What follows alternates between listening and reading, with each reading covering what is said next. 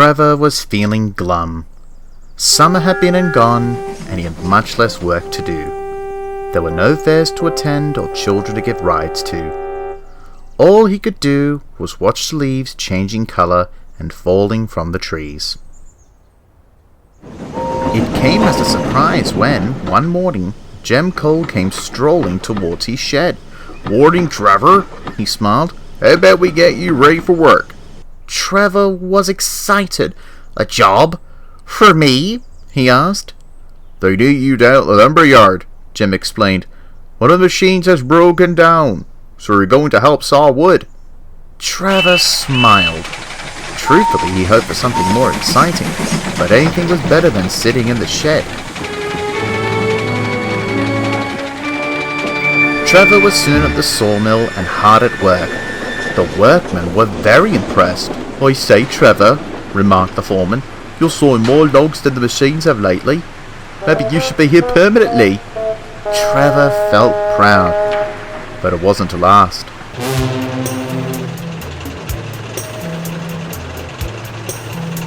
Diesel rolled into the sawmill with some flat cars. "Hello, Trevor," he said snidely. "Finally being put to some use?" "Oh yes," Trevor replied obliviously. "I'm taking over for a failed machine. It's quite nice to be useful." He smiled. Diesel snickered. "They only called on you because their usual machine failed. As soon as it's fixed, you'll go straight back to that lonely shed of yours." Trevor's face fell. "It's too bad you're so old-fashioned," Diesel continued. "A modern engine like me is always in demand." At that moment, Bill and Ben steamed by with a goods train. They'd heard everything and were furious. "If that Diesel thinks he could talk to Trevor that way," puffed Bill, "he's got another thing coming," fumed Ben.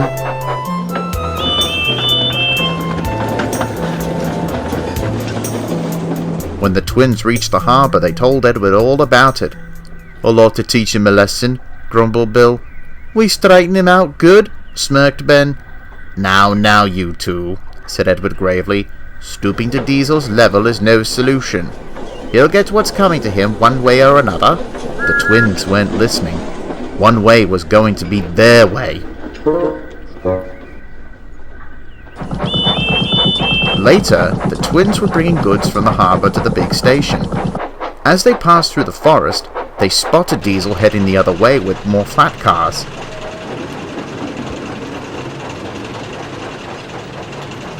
Their chance had come. "Wait for it," whispered Bill. "No!" squeaked Ben.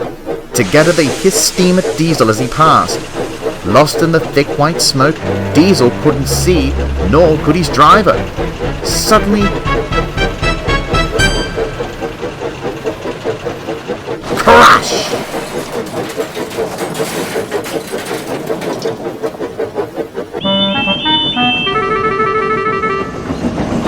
When the smoke cleared, Diesel found himself straddling the rails.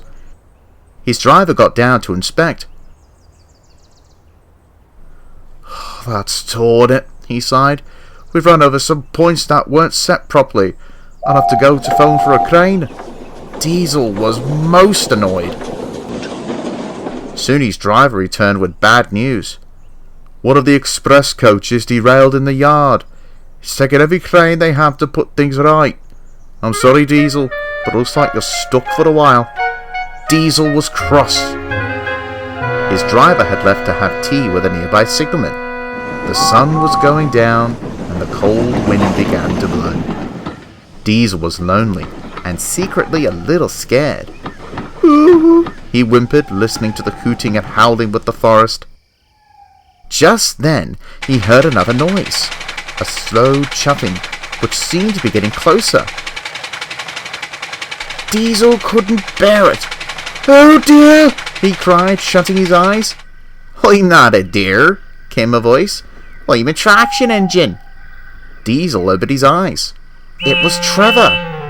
"The signalman told us you were stranded, so we come to put things right." Strong chains were fastened to Diesel, and Trevor pulled with all his might. He huffed and hauled until his boilers strained.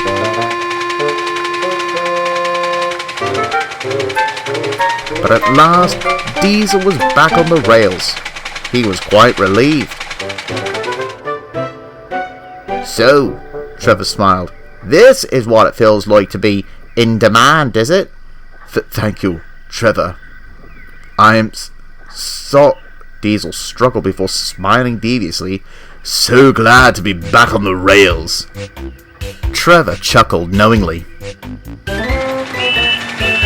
Trevor worked at the sawmill for the next few weeks and even stayed after the machinery was mended to help with the workload.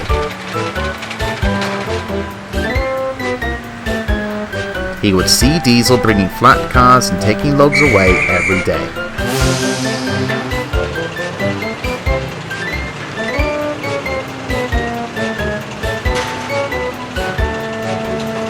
Although Diesel didn't become any friendlier, there was no talk of being in demand from that point on.